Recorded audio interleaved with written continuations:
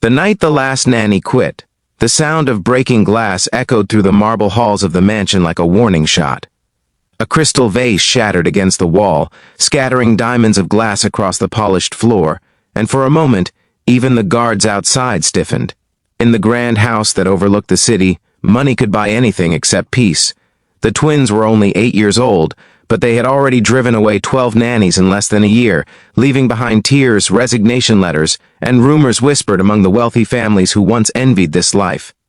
If you believe that kindness, patience, and second chances can still change even the hardest hearts, take a moment right now to like this video, comment, share it with someone who needs hope, and subscribe to the channel, because this story begins where most people would have already given up. Ethan Blackwood was a self-made millionaire, the kind whose name appeared in business magazines beside words like ruthless, brilliant, and unstoppable. He had built an empire from nothing, but when his wife died suddenly 2 years earlier, the success felt hollow. The mansion grew colder, quieter, despite the laughter of the twins, Noah and Lucas, echoing through its halls like storms waiting to break. They were identical in face but different in spirit, united by grief they could not name and anger they could not control. Every nanny arrived confident and left defeated, worn down by chaos that no paycheck could justify. They scratched, screamed, hid valuables, set traps, and watched with cold eyes as grown adults packed their bags in the middle of the night. Ethan tried everything money could buy. He hired specialists, therapists, even a former military caregiver who claimed she had handled far worse. Nothing lasted. The twins seemed to sense fear and weakness, feeding on it, pushing harder until authority crumbled. Ethan watched from a distance, buried in meetings and late nights, convincing himself that providing luxury was enough. Deep down, guilt followed him like a shadow, because every slammed door reminded him of the promise he had made at his wife's hospital bed, that he would never abandon their children emotionally the way his own father had abandoned him. The staff learned to stay invisible. Gardeners worked at dawn, drivers avoided eye contact, chefs sent meals up on trays and left them outside the playroom door. Only one person moved quietly through the house without fear or complaint, the maid, Maria Alvarez. She was in her early 50s, with tired hands and eyes that had seen more loss than most people twice her age.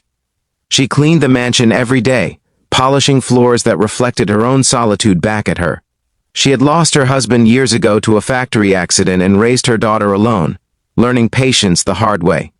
When her daughter moved abroad for work, Maria took the job at the mansion not for pride but for stability. Maria saw what others refused to see. She noticed the twins' shoes lined up crookedly by the door, as if they never felt settled. She noticed how they ate too fast and slept too little. She noticed the drawings torn and hidden in trash bins, pictures of a family with a woman drawn in fading colors. The twins never spoke to her, not at first. They ignored her completely, as if she were part of the walls. Maria did not push, she cleaned. She hummed softly while she worked, old songs from her childhood, letting the sound drift through the halls without expectation. One afternoon, after another nanny left in tears, Ethan stood in his office staring out at the city, his reflection looking older than he felt. He considered sending the twins to a boarding school, the thought heavy with shame.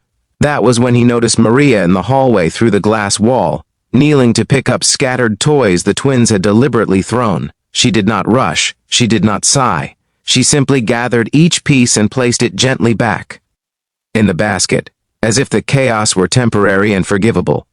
Something about that calm made Ethan pause. Days passed, and the twins began to test Maria, the way they tested everyone. They spilled juice on freshly cleaned floors, knocked over chairs, hid cleaning supplies.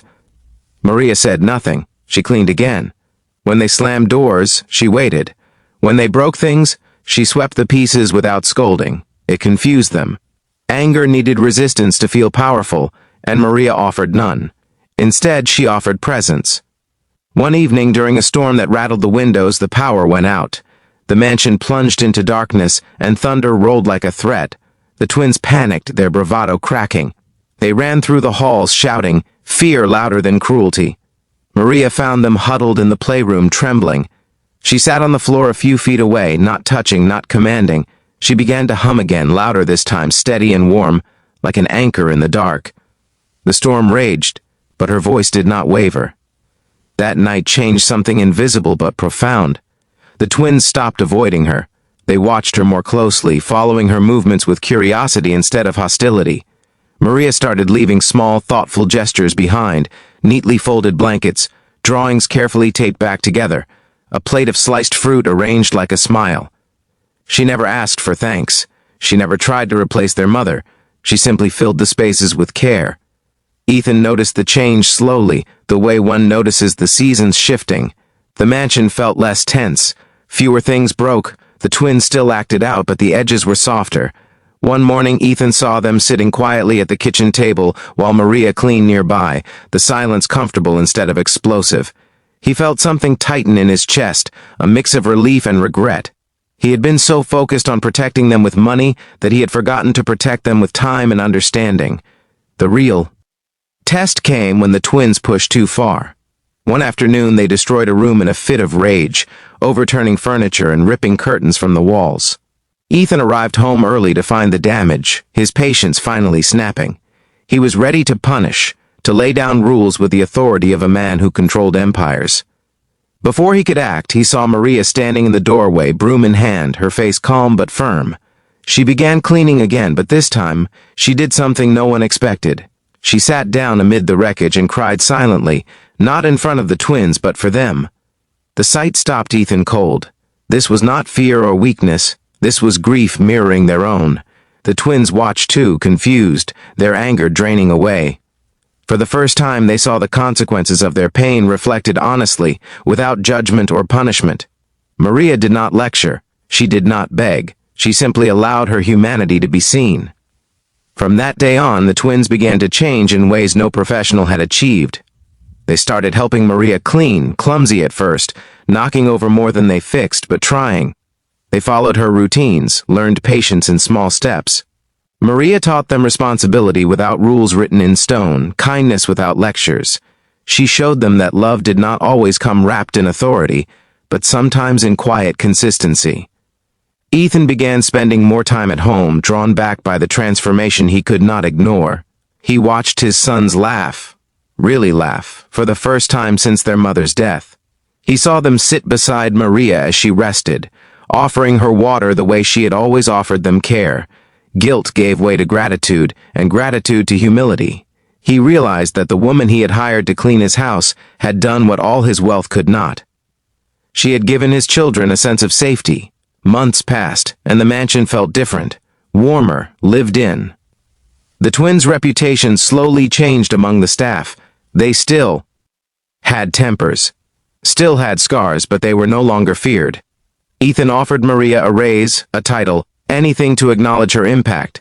She accepted the raise quietly but declined the title. She said she was only doing what she knew how to do, love without conditions. Near the end of the year, Ethan organized a small gathering in the mansion. Not for business, but for gratitude. He invited the staff, the people who had stayed. He watched as his sons stood beside Maria, their hands brushing hers instinctively. In that moment, Ethan understood that healing did not come from force or fear, but from someone willing to stay when leaving would have been easier. If this story is already touching something inside you, if you believe that even the most broken situations can be healed by patience and quiet compassion, please pause for a moment and comment below with a heart or a single word that describes how this made you feel. Your engagement helps stories like this reach more people who need them. As the night ended and the guests left, the mansion lights dimmed, but the warmth remained. Maria returned to her quiet routines, never seeking credit. The twins grew older, carrying with them the lessons she never spoke aloud.